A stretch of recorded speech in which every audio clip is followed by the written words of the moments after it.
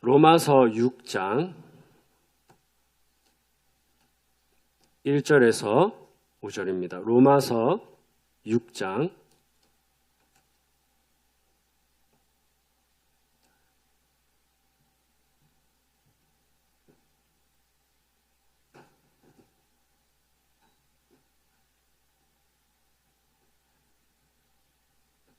함께 봉독하시면 좋겠습니다. 로마서 6장 1절부터 5절 다 함께 교독하시겠습니다.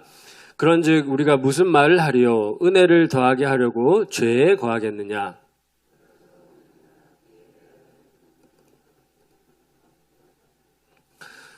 무릇 그리스도 예수와 합하여 세례를 받은 우리는 그의 죽으심과 합하여 세례를 받은 줄을 알지 못하느냐?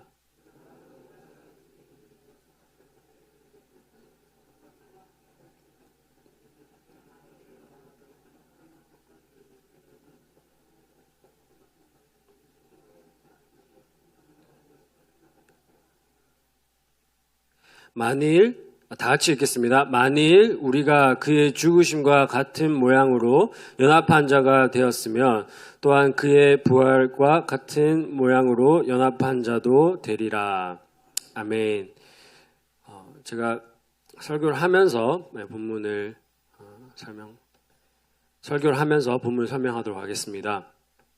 오늘은 예수님의 부활에 대해서 배울 차례입니다. 제가 사도신경 설교를 이제 계속 하고 있는데 여러분 부활절이 매년 언제 오는지 아시죠? 네, 저는 4월로 기억하고 있었는데 내년 부활절은 3월 31일입니다. 제가 이상해서 이제 찾아보니까 이제 오래전 교회 회의에서 이제 결정한 사항이 있습니다. 음력으로 춘분이라는 날이 있지요. 네, 춘분. 네, 저는 음력을 잘 모릅니다, 사실. 춘분이라는 날은 낮의 길이와 밤의 길이가 같다고 합니다. 그 춘분이라는 날을 기준으로 보름이 지나면, 그러니까 15일이 지나고, 그리고 나서 처음 다가오는 주일이 부활절입니다.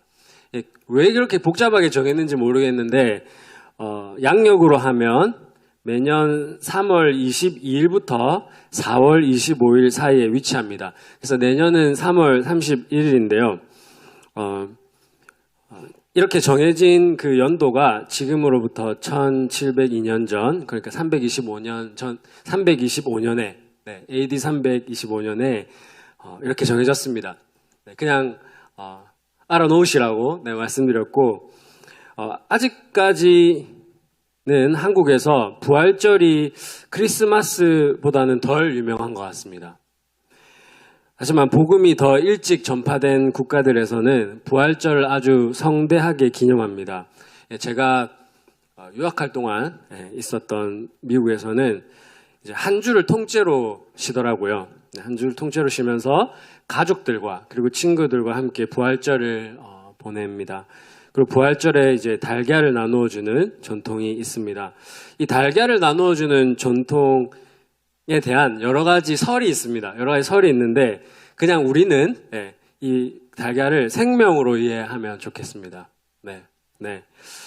그래서 오늘 이제 예수님의 부활에 대해서 살펴볼 차례인데요.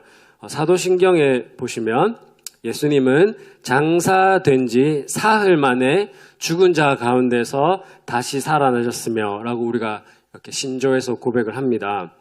여기서 장사된 지 사흘 만에라는 뜻은 유대인의 예법으로 3일 만에 무덤에서 부활하셨다는 겁니다. 그죠? 우리 다 아는 이제 사실인데 아리마대 사람 요셉과 니고데모가 예수님의 장례를 치루었습니다. 네, 요한복음 19장에 나오는데요. 이렇게 모든 신자들이 예수님의 부활을 신조로, 그러니까 신경으로 고백하는 이유는 그분의 부활을 이렇게 목격한 사람들이 있었기 때문입니다. 막달라 마리아, 제일 먼저 이제 깨달았죠, 보았죠. 그리고 베드로와 요한, 제자들의 무리, 나중에는 그 의심 많던 도마도 예수님의 부활을 목격했습니다. 혹은 부활하신 예수님을 만났습니다. 여러분 도마는 어떻게 했습니까? 직접 못 박힌 손과 찔린 배, 이 옆구리 쪽의 배에 손을 대본 사람입니다. 물론 예수님께서 보지 않고 믿는 자가 더 복되다라고 말씀하셨죠. 그리고 마태복음에 기록되었듯이 예수님의 부활 사건을 덮으려고 유대인 종교 지도자들이 돈을 주고 소문을 퍼뜨렸습니다. 제자들이 밤에 와서 우리가 잘 때에 예수님의 시체를 도둑질하여 갔다라고 이제 거짓말을 퍼뜨리게 했습니다. 이런 상황에서 분명히 초대교회는 예수님의 부활을 선포하고 증언해야 했습니다. 그래서 후대의 제자들인 우리도 그분의 부활을 신조로 고백하는 것입니다. 오늘날로 말할 것 같으면 예수님께서 혼수 상태로 계시지 않고 진짜 죽음 속에서 일으킴을 받았다라고 우리가 설명할 수 있겠죠. 하지만 단지 변증 혹은 사실 확인을 위해서만 예수님의 부활이 기록되지는 않았을 겁니다. 그러면 예수님의 부활이 왜 이제 우리 신조, 당연히 성경에 먼저 기록되었고 이제 그 다음 신조, 사도신경에 이제 기록되었을까요? 그것은 우리 신자들의 신앙을 위해서 기록되었습니다. 지금부터 제가 설명을 좀 드리도록 하겠습니다. 예수님께서는 3일 만에 부활하심으로 본인의 예언을 성취하셨습니다. 자신을 대적하는 유대인들에게 예루살렘 성전을 무너뜨리라, 내가 3일 만에 일으키리라 라고 예언하셨습니다. 기억하시죠? 마가복음 14장 58절에 보시면 사람들이 예수님을 이렇게 고발합니다. 우리가 그의 말을 들으니 손으로 지은 이 예루살렘 성전을 내가 헐고 손으로 짓지 아니한 다른 성전을 사흘 동안에 지으리라 하더라 라고 이렇게 했다고 고발했습니다. 예수님을 고발했습니다. 이것이 예수님의 부활로 성취되었습니다. 여러분, 돌로 지은 성전은 예수님께서 오심으로 그 의미와 역할이 없어졌습니다. 여기도 교회 건물이지 구약시대의 성전이 아닙니다. 우리는 참 성전이신 예수님을 통해서 예배를 드리는 것입니다. 또한 더 나아가서 그분의 영이신 성령님께서 우리 안에 계시기 때문에 이제는 우리가 바로 성전인 것입니다. 하나님의 성전인 것입니다. 그래서 우리가 어디에 모였든지 하나님을 예배할 수 있고 또 어디서든지 하나님의 영광을 비출 수 있습니다. 이 성도의 영광을 우리가 기억하면서 살아가길 원합니다. 오늘 설교를 통해서 예수님의 부활이 우리에게 왜 중요한지를 좀 차근차근 설명드리도록 하겠습니다. 예수님의 부활이 왜 중요한지, 예수님께서 부활하신 그 사실이 우리에게 너무나도 중요한 이유는 예수님 안에 있는 모든 사람은 예수님처럼 부활한다는 사실을 알려주기 때문입니다. 사실 이 지금 내용이 오늘 설교의 핵심입니다.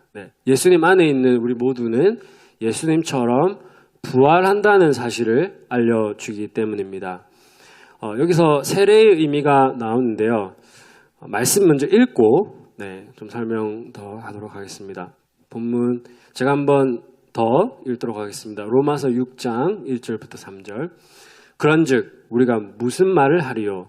은혜를 더하게 하려고 죄에 거하겠느냐? 그럴 수 없느니라. 죄에 대하여 죽은 우리가 어찌 그 가운데 더 살리요? 무릇 그리스도 예수와 합하여 세례를 받은 우리는 그의 죽으심과 합하여 세례를 받은 줄을 알지 못하느냐.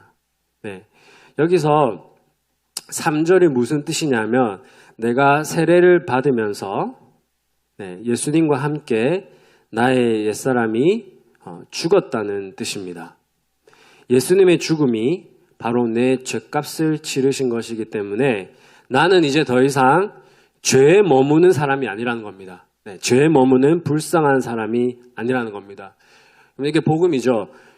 저와 여러분 이제 자유의 몸입니다. 죄에 더 이상 머무르지 않는 그런 사람들입니다.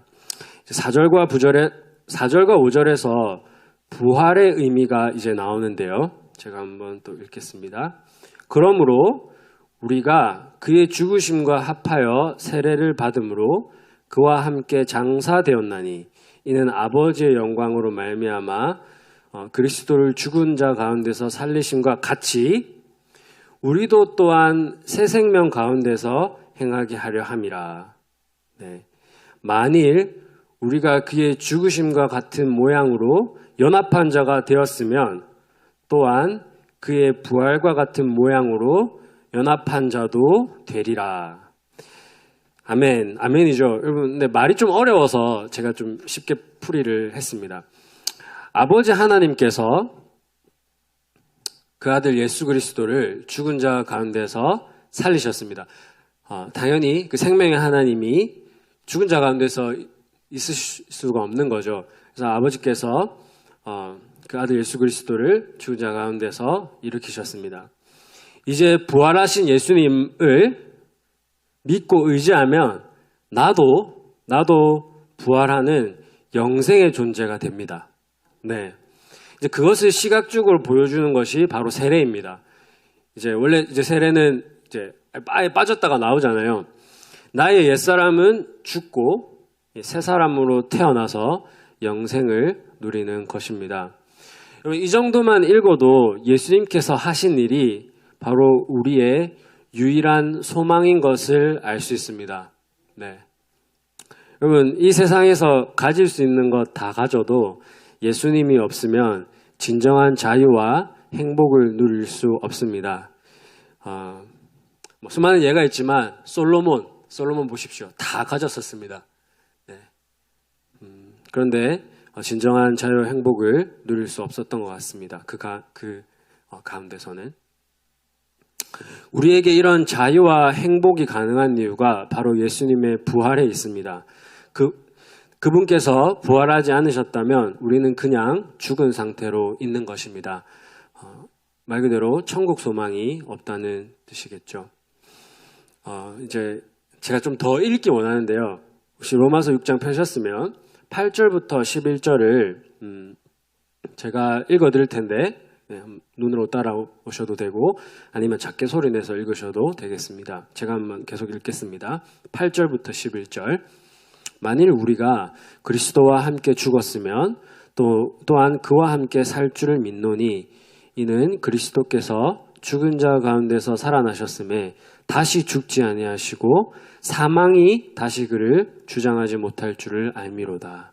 그가 죽으심은 죄에 대하여 단번에 죽으심이요 그가 살아계심은 하나님께 대하여 살아계심이니 이와 같이 너희도 너희 자신을 죄에 대하여는 죽은 자요 그리스도 예수 안에서 하나님께 대하여는 살아있는 자로 여길지어다. 아멘. 자, 이제 우리 모두에게 묻겠습니다. 여러분의 옛사람은 죽었습니까? 아멘. 네, 저도 아멘 했습니다. 네.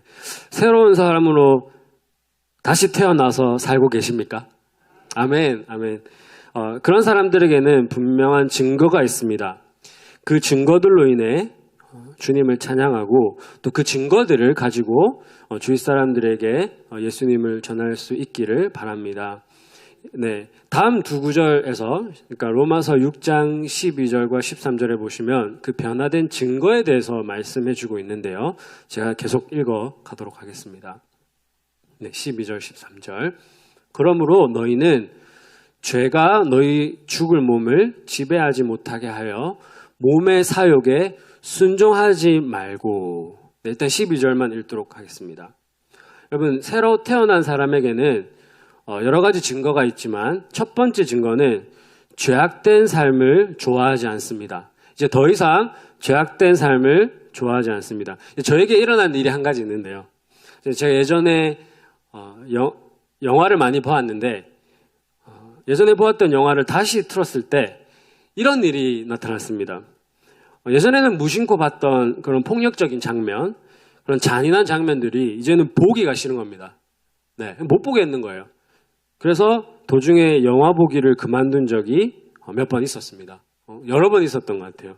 네, 그러니까 이와 관련하여 저의 제자 이야기를 할까 합니다. 네, 제가 포항에서 가르쳤던 제자인데 제가 왜 이 말씀을 드냐면 이제 아이들을 지도하실 때 필요할 것 같아서 제가 말씀드리겠습니다. 지금 고등학생이 된 이 아이는 영화를 저처럼 너무 좋아해서 이제 공포 영화를 포함한 많은 영화들을 생각 없이 막 시청했다고 합니다. 네. 많이, 그러니까 뭐 하루에 뭐 한 편 이상 보았던 것 같아요. 그래서 제가 그 아이를 최근에 만났을 때 상태가 별로 안 좋았습니다. 왠지 혹시 아시겠어요? 네. 막 공포 영화 비롯해서 그냥 생각 없이 다 본 거예요. 그래서 최근에 만났는데 얘가 좀 상태가 안 좋았어요. 네. 그때 제가 지도한 것이, 제가 이름 밝힐 수 없고, 야, 지금부터 공포 영화를 비롯해서 폭력적인 거, 음란한 거 다 걸러내라. 다 그런 거 보면 안 돼. 라고 하고 이제 지도를 했습니다. 그래서 지금도 최선을 다해서 이제 끊어내고 있다고 합니다. 근데 저의 지도는 거기서 멈추지 않습니다. 여러분, 이제 비웠으면 이제 좋은 것으로 다시 채워야 되겠죠. 그죠? 그래서 여러분, 몸을 해독했으면 이제 좋은 음식을 먹어야, 그죠? 이제 건강해질 수 있겠죠. 그래서 우리 영혼도 좋은 것이 이제 필요하잖아요. 그래서 제가 너 방에만 이제 틀어박혀 있지 말고, 방학 때 특히, 그죠? 방에만 좀 틀어박혀 있지 말고 자연 속에서 산책도 하고 운동도 하고, 그죠? 친구들과 좋은 시간도 보내고 계속 공동체에서, 거룩한 공동체에서 어울려라. 네, 제가 지도를 했고, 무엇보다 성경을 읽으라고 했습니다. 네, 성경. 그럼 우리는 하나님의 말씀과 기도로 거룩해지잖아요. 그래서 성경을 좀 읽어. 네, 제가 그렇게 지도를 했고, 또 아이들은 음악을 좋아하기 때문에 이제 찬양을 듣고 부르는 것도 큰 도움이 됩니다.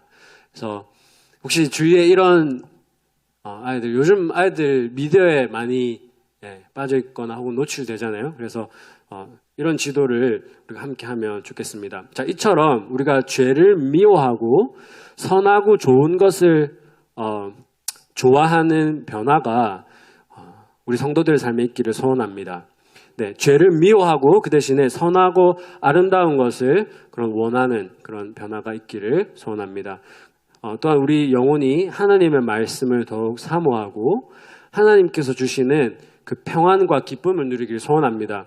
여러분, 제가 청소년들을 가르치니까 이제 많이 보는데요. 많은 청소년들이 그 마음속에 있는 불안과 공허함을 채우지 못해서 술을 마시거나, 청소년인데도 술을 마시고 또 건전하지 못한 곳에 가서 건전하지 못한 짓을 합니다. 네, 지금 문제죠, 사회적으로. 근데 어른들도 예외는 없는 것 같습니다. 그죠? 여러분, 처음부터 범죄자는 아무도 없습니다. 특히 요즘은 정신병으로 인해 많은 사람들이 불행을 겪고 있는데요. 주위 사람들도 그것으로 인해 위협도 받고 있습니다. 이제 한 달 전쯤 미국에서 일어난 일입니다.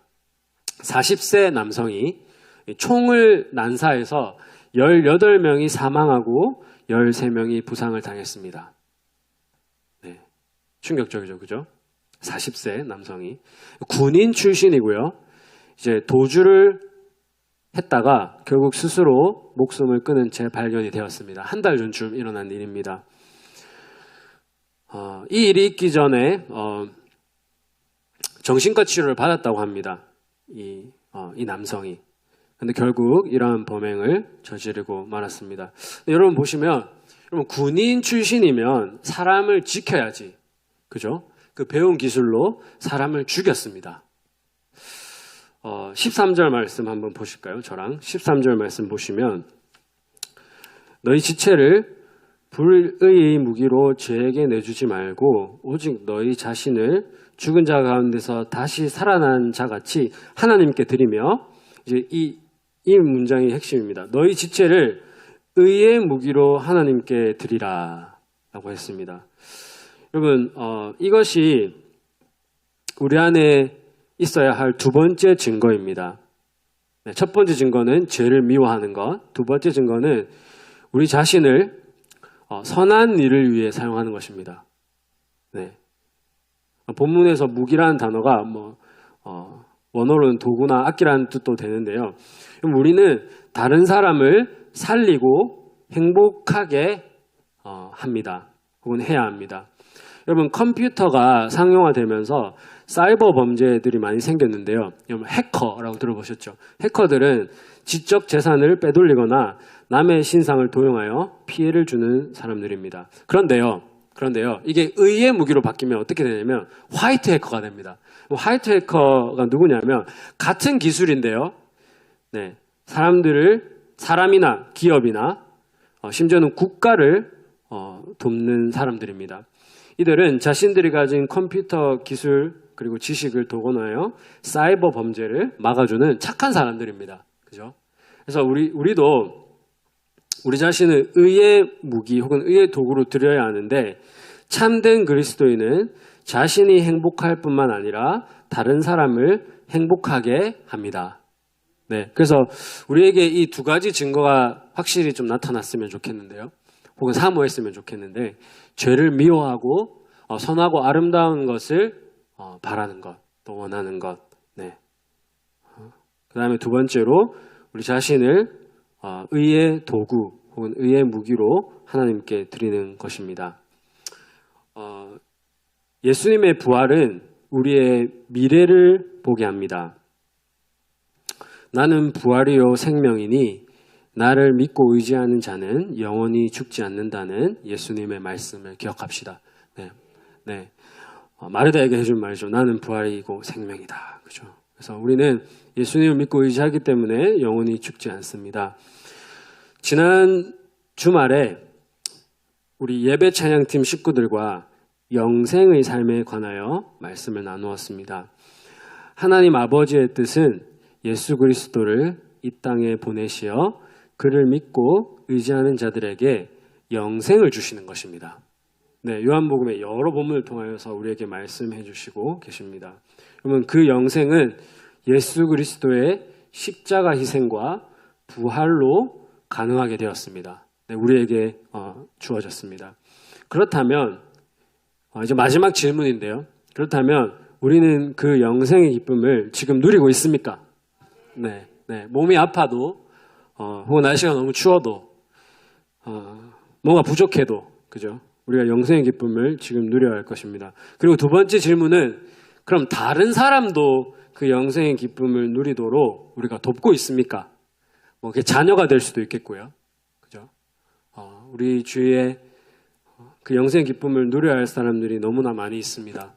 네.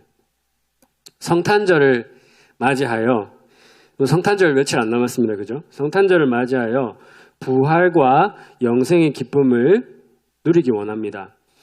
네, 추운 날씨 속에서도 성도가 이렇게 함께 모여 혹은 가족이 함께 모여 우리에게 베푸신 그 놀라운 사랑, 그 풍성한 사랑, 그죠? 그 풍성한 사랑을 나누기 원합니다. 이제 더 나아가서 우리 불신자 친구들 혹시 주위에 계십니까? 불신자 친구들 또 그 가정들 우리가 좀 돌아보기 원합니다. 이제 연말 연시가 이제 한 번씩 연락하고 찾아가기 참 좋은 시점인 것 같습니다. 네, 연말에 보통 새해 복 많이 받으세요 하고 또 연말에도 우리가 한 번씩 연락하고 찾아가잖아요. 그래서 우리가 그런 또 삶을 실천했으면 좋겠습니다. 여러분 예수님의 부활이 우리의 부활입니다. 할렐루야. 네, 예수님이 부활하셨기 때문에 우리도 부활합니다. 아멘. 네, 그 은혜를 우리가 기억하면서 살아가기 원합니다. 우리 방금 했던 찬송인데 171장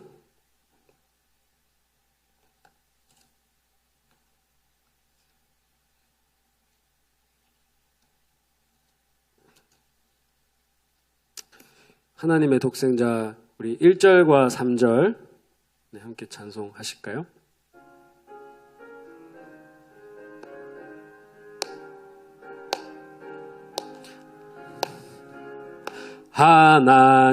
하나님의 독생자 예수 날 위하여 오시었네.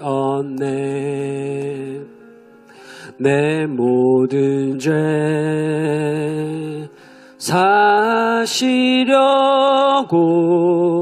십자가 지셨으나 다시 사셨네. 살아계신 주 나의 참된 소망 두려움이 사라지네. 할렐루야. 사랑의 주 내 갈 길 인도하니 내 모든 삶의 기쁨 늘 충만. 우리 3절 하시겠습니다. 선한 싸움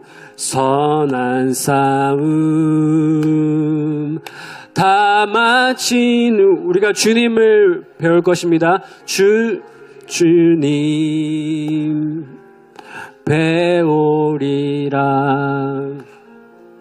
사망 권세 다 물리치고 주님이 다스리니 영광 넘치네. 할렐루야.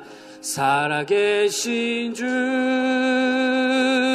나의 참된 소망 두려움이 사라지네. 사랑의 주 내 갈 길 인도하니 내 모든 삶의 기쁨 늘 충만하네. 아멘. 우리 하나님으로 말미암아 더 기뻐하기 원합니다. 원래 이제 그 찬양 가사에 걱정 근심 전혀 없네. 네, 그 가사가 이제 후렴에 있는데요. 분명히 걱정 근심이 생깁니다. 그죠? 우리가 죄 많은 이 세상에 살면서 또 아픔 많은 이 세상에 살면서 걱정 근심이 생기기 마련인데 주님, 그러나 우리가 믿음의 눈을 들어 주님을 보게 하옵소서. 세빈이 가정뿐만 아니라 우리 모든 가정에 그런 평안이 있기를 소원합니다. 우리 하나님 주시는 그 평안과 기쁨을 사모하면서 이 시간 잠시 기도하시겠습니다. 하나님, 제가 누릴 수 있는 가장 큰 기쁨과 혹은 유일한 기쁨은 바로 주님과 함께 있을 때 이루어질 줄로 믿습니다. 그런 일시적인 쾌락이나 또 거짓된 그런 행복, 거짓된 행복을 약속하는 그런 것을 우리 안에서 멀리 떨쳐버리고 주님 안에서 그 부활과 영생의 기쁨을 누리게 하여 주시옵소서.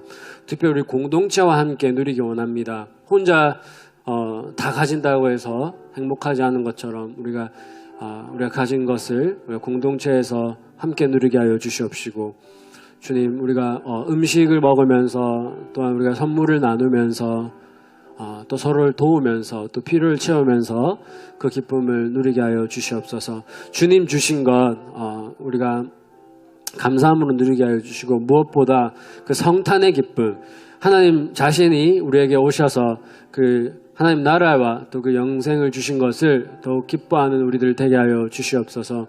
주님, 우리의 겉사람은 후패하여 지나 우리의 속사람은 날로 새로워지고 주님, 소망이 넘치는 것을, 생명이 넘치는 것을 우리가 경험합니다. 더욱더 경험하게 하여 주시옵소서.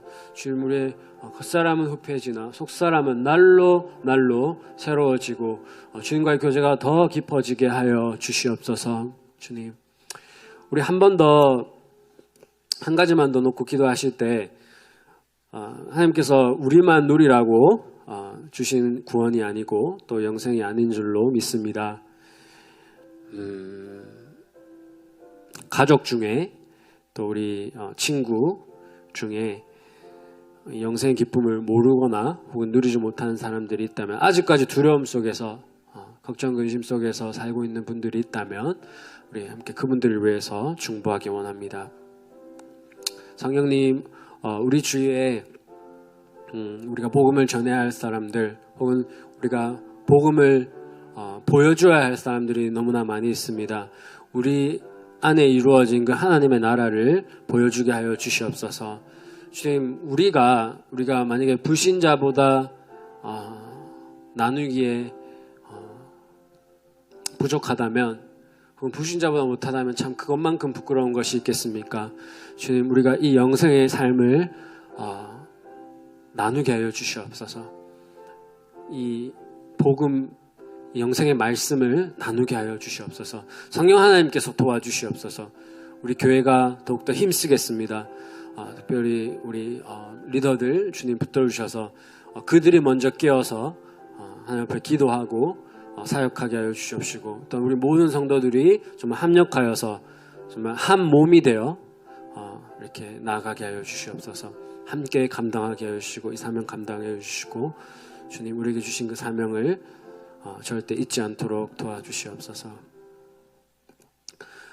하나님 아버지, 하나님의 그 선하심이 예수 그리스도를 보내심으로 또 예수님의 사역을 통하여서 나타났습니다. 그뿐 아니라 성령님께서 우리 가운데 임재하시고 또 역사하심으로 우리가 변화되고 또 그 부활과 영생의 기쁨을 나누게 하셨습니다.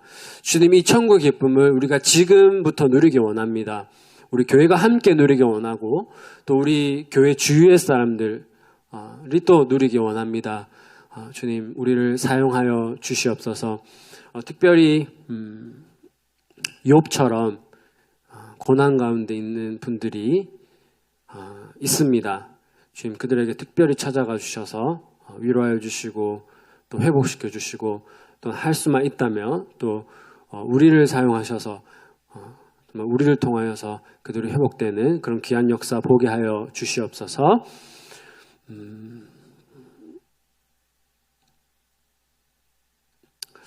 이 모든 말씀 우리 주 예수 그리스도의 이름으로 기도드렸습니다. 아멘. 하늘에 계신 우리 아버지여, 이름이 거룩히 여김을 받으시오며 나라가 임하옵시며 뜻이 하늘에서 이루어진 것 같이 이 땅에서도 이루어지리이다. 오늘날 우리에게 일용할 양식을 주옵시고, 우리가 우리에게 죄 지은 자를 사하여 준 것 같이 우리의 죄를 사하여 주옵시고, 우리를 시험에 들게 하지 마옵시고 다만 악에서 구하옵소서. 대개 나라와 권세와 영광이 아버지께 영원히 있사옵나이다. 아멘.